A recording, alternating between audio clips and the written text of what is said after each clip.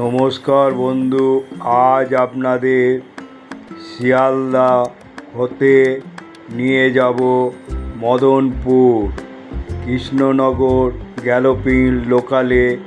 আজ আমি 9:35-এ উঠে মদনপুরের উদ্দেশ্যে রওনা দিলাম। মদনপুর থেকে নিয়ে যাব মদন গোপাল মন্দির, বিরোহী, নদিয়া। 9:35-এর কৃষ্ণনগর গ্যালোপিন লোকাল মদনপুরে এসে পৌঁছালো 11:05। এইবারে আপনাদের এইখান থেকে নিয়ে যাব আজকে মদন গোপাল মন্দির।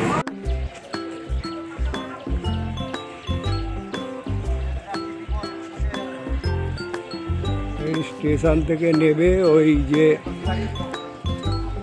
রেল লাইন আছে, ওখান থেকে গিয়ে ডান হাতে গিয়ে টোটো করে বিরোহীতে গিয়ে আপনাদের নিয়ে ট্রেন 1 নম্বরে দিয়েছে। এবারে 2 নম্বর দিয়ে বেরিয়ে টোটো ধরে যেতে হবে।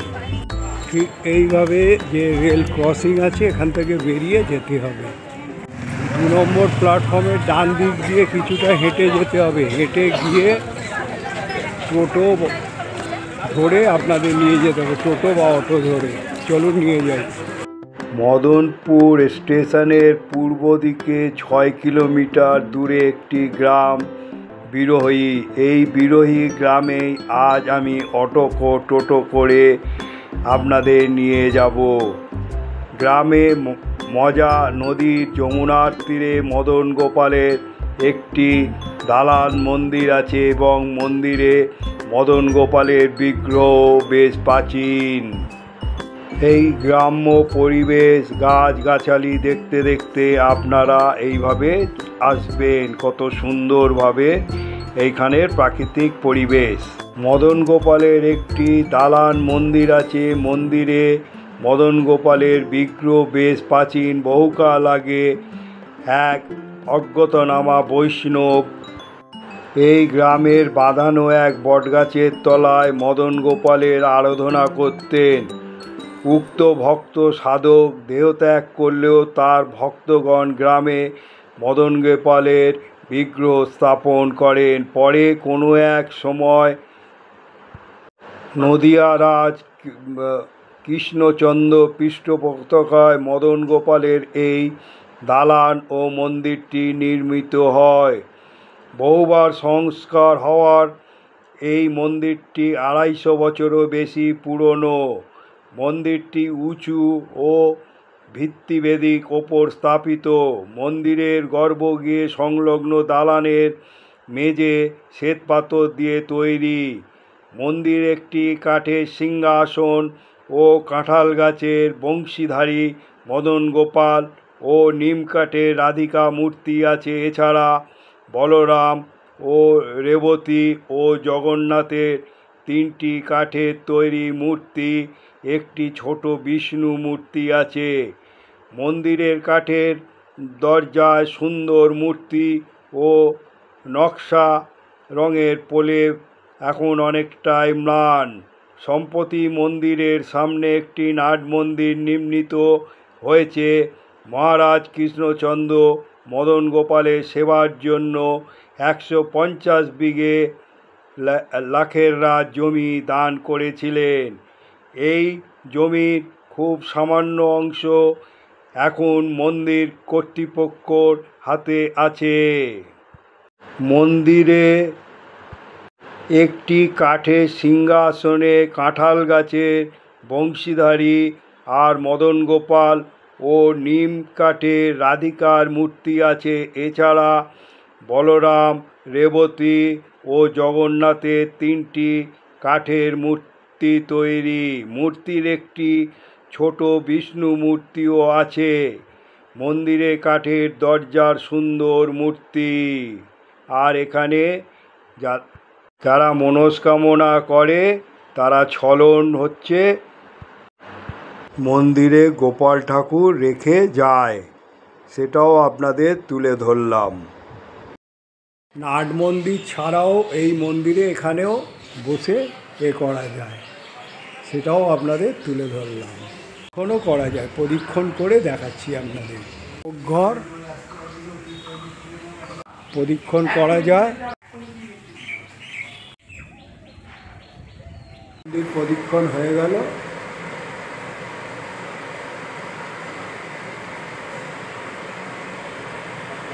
এ হলো শয়নকক্ষ, মদন গোপালের শয়নকক্ষ বিগ্রহ দেখুন। আর মন্দিরের পাশেই এক চালা ছাদ বিশিষ্ট নাট মন্দির। এই মন্দিরে গাছগাছালি দিয়ে কত সুন্দর সাজানো, সেগুলো আপনাদের তুলে ধরছি দেখুন। এখানেও একটা তুলসী মঞ্চ আছে দেখুন, সেটাও আপনাদের তুলে ধরলাম। গাছগাছালি ভর্তি।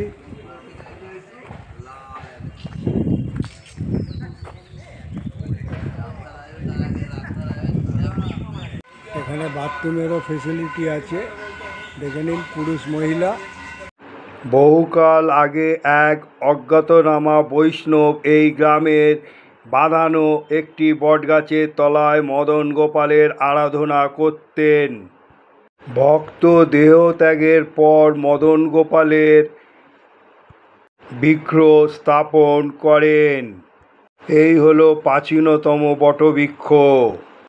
এই বিরোহী গ্রামে মজা নদী যমুনার তীরে মদন গোপালের একটি দালান মন্দির আছে। মন্দিরে মদন গোপালের বিগ্রহ বেশ প্রাচীন। এই হলো সেই মজে যাওয়া যমুনা। নদিয়া জেলার রাজা কৃষ্ণচন্দ্র রাজ্যের মধ্যে 12টি প্রসিদ্ধ কৃষ্ণ বিগ্রহ আছে। বিরোহী মদন গোপাল ও বলরাম ও 12টি বিগ্রহের 2টি বিগ্রহ। অন্যান্য বিগ্রহগুলি হল অগ্রদ্বীপের গোপীনাথ, তেহট্টের কৃষ্ণরায় ও বারোদলের সময় বিগ্রহগুলোর সঙ্গে মদন গোপাল ও বলরামের কৃষ্ণনগর রাজবাড়িতে যান এবং 1 মাস পরে পুনরায় বিরোহীতে ফিরে আসেন। পুরো গাছগাছালি ভর্তি। এলো কত প্রাচীনতম এই মা চণ্ডীর মন্দির, খুব জাগ্রত, টিনের ছাদ দেওয়া। দেখুন কত প্রাচীনতম মন্দির এই মন্দির। চলুন ধাপে ধাপে উঠে মন্দির দর্শন করি। এই ধাপে ধাপে উঠলাম, দেখুন এই মন্দির কত প্রাচীনতম। এখনও সেরকম সংস্কার করা হয়নি। মা চণ্ডীর মন্দির, মা চণ্ডী এখানে শিলা রয়েছে। এই হলো মা চণ্ডী বিরাজ করছে, আর শিবলিঙ্গ বিরাজ করছে। সেটা এখানে ধূপ দেওয়া হয়ে গেছে। এই হলো মন্দিরে আপনাদের সব তুলে ধরলাম।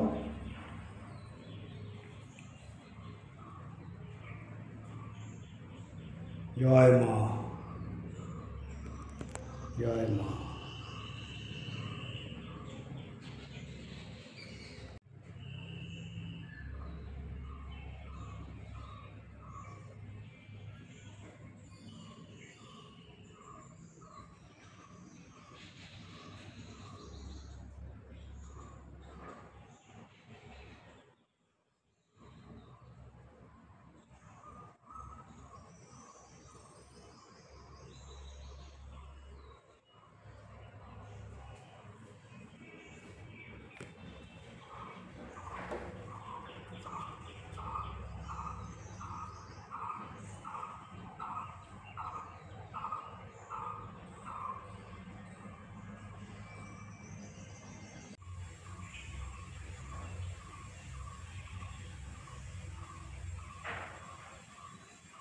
মন্দিরও প্রদক্ষিণ করা যায়, চলুন।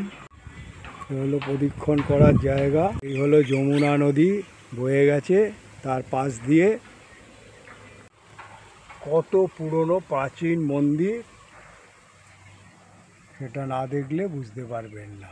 দেখুন পরিক্রমা করতে করতে আপনাদের এই প্রাচীনতম পেছনের দিকটাকে আপনাদের তুলে ধরছি। কয়েকটা পিলার দিয়ে মন্দিরের এটাকে কিন্তু প্রাচীনতম যে চুনসুরকির গাঁথনি সেগুলো রেখে দিয়েছে।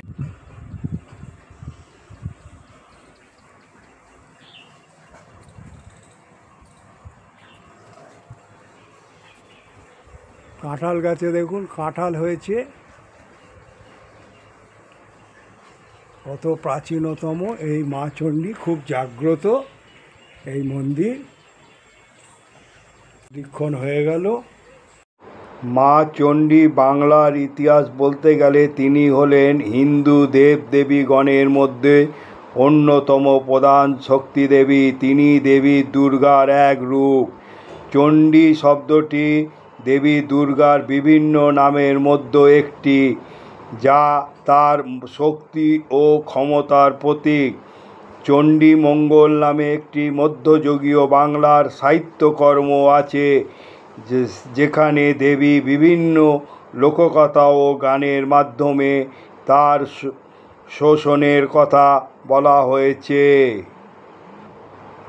দেবী চণ্ডী মহাশক্তির প্রতীক, যা বিভিন্ন রূপ নামে মাধ্যমে প্রকাশ পায়, যেমন চণ্ডিকা, অম্বিকা, দুর্গা ইত্যাদি। দেবী চণ্ডীর 3টে চোখ আছে, যা সর্বজ্ঞতা ও ক্ষমতার প্রতীক। দেবীর কপালে অর্ধচন্দ্র শোভিত, যা তার শান্ত ও সুন্দর রূপের প্রতীক। দেবী চণ্ডীর হাতে বিভিন্ন অস্ত্র শোভিত, যা তার শক্তি ও ক্ষমতার প্রতীক। বাংলার প্রাচীনতম এই মন্দিরগুলো সংস্কার করলে এই মন্দির, মা চণ্ডীর মন্দির, গড়ে উঠবে কত সুন্দরভাবে। চণ্ডী মন্দিরের সংস্কার চলছে, কিন্তু আরও যত তাড়াতাড়ি করা যাবে তত ভালো।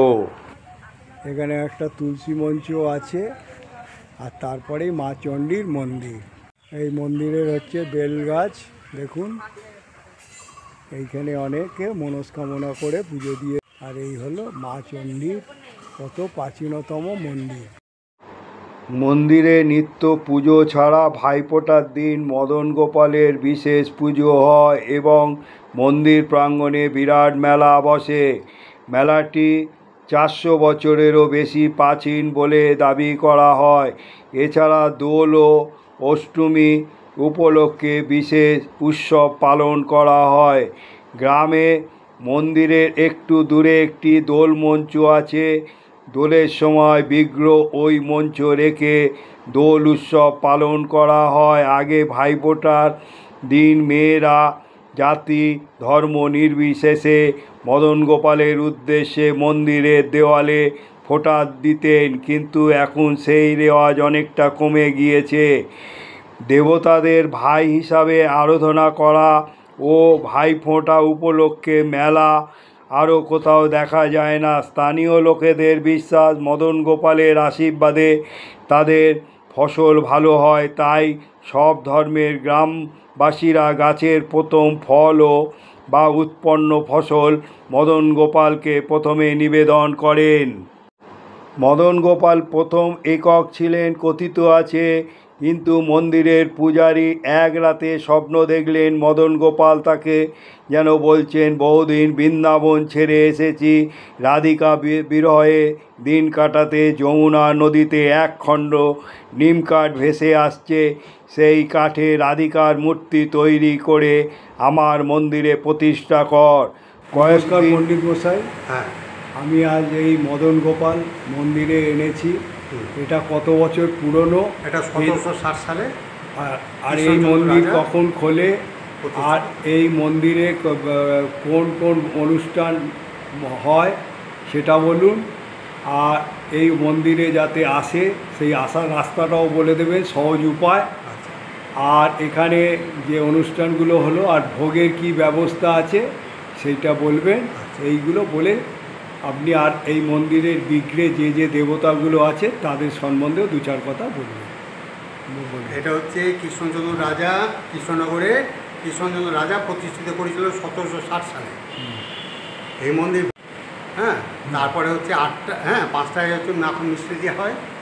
তারপরে হচ্ছে 8টার সময় ফল দিয়ে এবং মিষ্টি দিয়ে পুজো দেওয়া হয়। দুপুর 12টা সময় অন্ন ভোগ দেওয়া হয়, তাই সন্ধ্যা আরতি করা হয়। হ্যাঁ, শুধু দুপুরবেলা ঘন্টা দুয়েক বন্ধ থাকে। তখন কি শয়নে যায় না? শয়নে যায়, শয়নে যায়। শয়নে যায়। আর রাত্রিবেলা 8টার পরে বন্ধ হয়ে যায়। হ্যাঁ, আর ভোরবেলা উঠে করে। হ্যাঁ, আর এই ঠাকুরের যে এখানে হচ্ছে গোপাল আছে, এটা হচ্ছে কাঁঠাল কাঠের তৈরি, আর নিম কাঠের হচ্ছে রাধিকা। রাধিকা, হ্যাঁ রাধিকা। জগন্নাথ, বলরাম, সুভদ্রা। জগন্নাথ, আর ওইটা হচ্ছে বলরাম। বলরাম, আর এইটা হচ্ছে সুভদ্রা। সুভদ্রা। হ্যাঁ, আর নারায়ণ আছে। নারায়ণটা কোনটা? ওই যে নারায়ণ, এইটা আছে, ওইটাও নারায়ণ পাথরে। এইটাও নারায়ণ, দুটো নারায়ণ আছে। আর ওদিকে আছে ওই ছোট্ট একটা গোপাল। হ্যাঁ, আর শঙ্খ আছে, আর নরসিংহ আছে। হ্যাঁ হ্যাঁ। আর ওদিকে হচ্ছে চৈতন্যদেব আর গৌরাঙ্গ। হ্যাঁ, এই হচ্ছে এই বিরাজ করছে। আর এখানে দোলে মেলা হয়, খুব বড় এখানে মেলা হয়। আর ভাই ফোটার মেলা হয়। যাদের ভাই থাকে না তারা এসে এখানে দিয়ালে ফোটা দেয় গোপালকে উদ্দেশ্যে।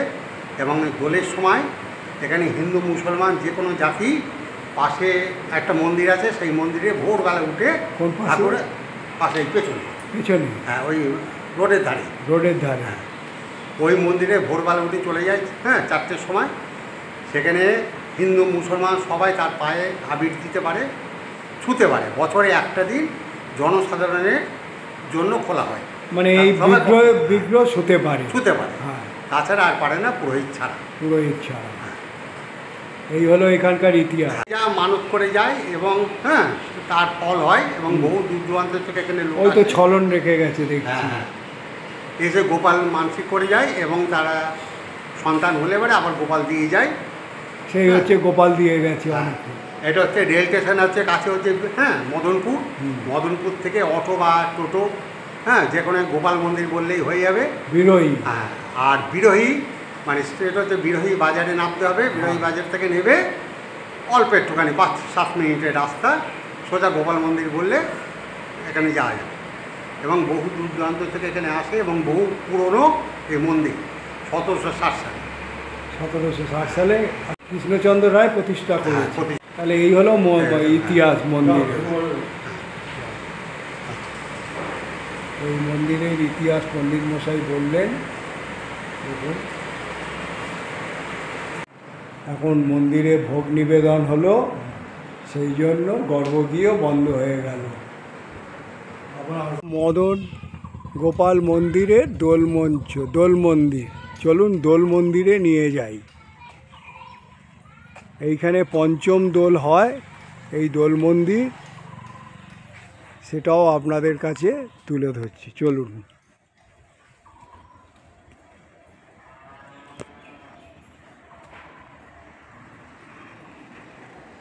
ধাপে উঠে এই দোল মঞ্চে এখানে দেখুন নিত্যানন্দ আর গৌরাঙ্গ করছে, আর দোল মন্দির আর রাধা আর কৃষ্ণকে ফুটিয়ে তোলা হয়েছে। এই হলো দোল মঞ্চ, পঞ্চম দোল হয় এখানে। রাধা কৃষ্ণকে কত সুন্দরভাবে ফুটিয়ে তোলা হয়েছে।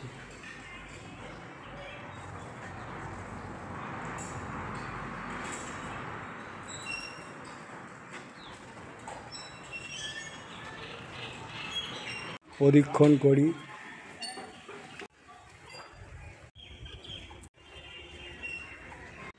এই দোলমঞ্চ পরীক্ষণ হয়ে গেল। আর এই দোলমঞ্চে সবচেয়ে সুন্দর হলো 3 দিকে গেট রয়েছে। 3 দিক দিয়ে ধাপে ধাপে এই দোলমঞ্চে উঠতে পারে। কয়েকদিনের মধ্যে সত্যই যমুনা নদীর তীরে একখণ্ড নিম কাঠ ভেসে এলো। তখন নদিয়ারাজ কৃষ্ণচন্দ্র রাজত্বকালে কৃষ্ণচন্দ্রর কানে সেই সংবাদ পৌঁছতেই তিনি শিল্পী ডেকে ওই কাঠ দিয়ে রাধিকার মূর্তি তৈরি করে মন্দিরে মদন গোপালের পাশে প্রতিষ্ঠা করলেন। কৃষ্ণচন্দ্র দেব সেবার জন্য নদীর অপর পাড়ের একটি গ্রাম দেবোত্তর করে দিলেন এবং ভোগের চালও ওই গ্রাম থেকে আসত বলে গ্রামের নাম হলো ভোগের পাড়া। মদন গোপালের এই গ্রামে এসে প্রথমে রাধিকার বিরহে কাতর ছিলেন বলে গ্রামের নাম হয় বিরহী। আগে এই মন্দিরের কাছে অন্যত্র বীর হনুমান ও শিবের দুটি পাথর ছিল। বর্তমানে পাথর দুটি মন্দিরের সামনে রাখা হয়েছে। স্থানীয় পল্লীবাসীদের নিয়ে গঠিত শ্রী শ্রী মদন গোপাল মন্দির পরিচালিত কমিটি এবং মন্দিরটি দেখাশোনার কাজ নিয়োজিত হয়। পণ্ডিত মশাই এখন ভোগ আরতি করছে, সেটাও আপনাদের কাছে তুলে ধরলাম। দেখুন কত সুন্দরভাবে পণ্ডিত মশাই ভোগ আরতি করছে। লক্ষ্য করুন, মদন গোপালের ভোগ আরতি হচ্ছে। বিরহী মদন গোপাল মন্দিরে যেতে হলে শিয়ালদা থেকে সকালে লালগোলা প্যাসেঞ্জার রানাঘাট, শান্তিপুর, গেদে বা কৃষ্ণনগর লোকালে উঠুন আর নামুন মদনপুর স্টেশনে। রেলগেটের পূর্ব দিকের রাস্তা ধরে একটু এগিয়ে রিক্সা বা ট্রেকারে উঠে পৌঁছে যান এই মন্দিরে। 34 নম্বর জাতীয় সড়ক ধরে যেতে পারেন। মনে রাখবেন দুপুরে মন্দির বন্ধ থাকে। এই মন্দিরে নিত্য পুজো হয়। আর এই মন্দিরে যদি আসতে চান আপনারা আগে থেকে ফোন করে বলে দেবেন, কেন ফোন করে বলে দিলে তাহলে ভোগের ব্যবস্থা করে রাখবেন। আমি আপনাদের ডেসক্রিপশান বক্সে ফোন নাম্বার দিয়ে দেবো এবং সেই ফোন দেখে আপনারা ফোন করে তারপরে মন্দিরে যাবেন। মন্দিরে বলবেন কজনের ভোগের ব্যবস্থা এবং ভোগ খেতে গেলে কিছু দিতে হয়, সেটা আপনারা ডোনেশন বক্সে ফেলে দেবেন। আর এই ভোগ আরতি দেখালাম আপনাদের, সেটাও দেখলেন। এই দরজা হচ্ছে সেই প্রথম থেকে কাঁঠাল গাছের তৈরি।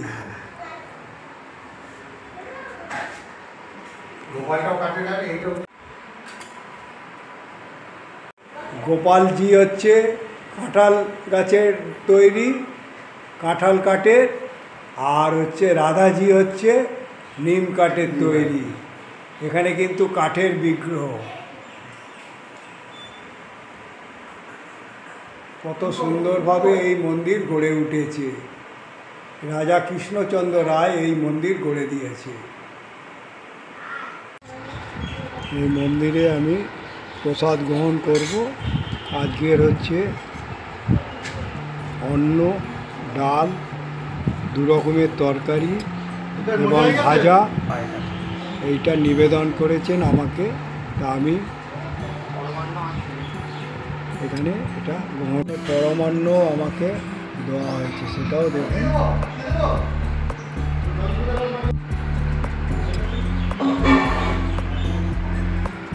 নমস্কার বন্ধু, আজ আপনাদের মদনপুরে মদন গোপাল মন্দির দর্শন করাবার পর যদি এটা ভালো লেগে মনে করেন তাহলে লাইক, শেয়ার ও সাবস্ক্রাইব ও মতামত জানাবেন। আপনারা ভালো থাকুন, সুস্থ থাকুন। জয় মদন গোপাল।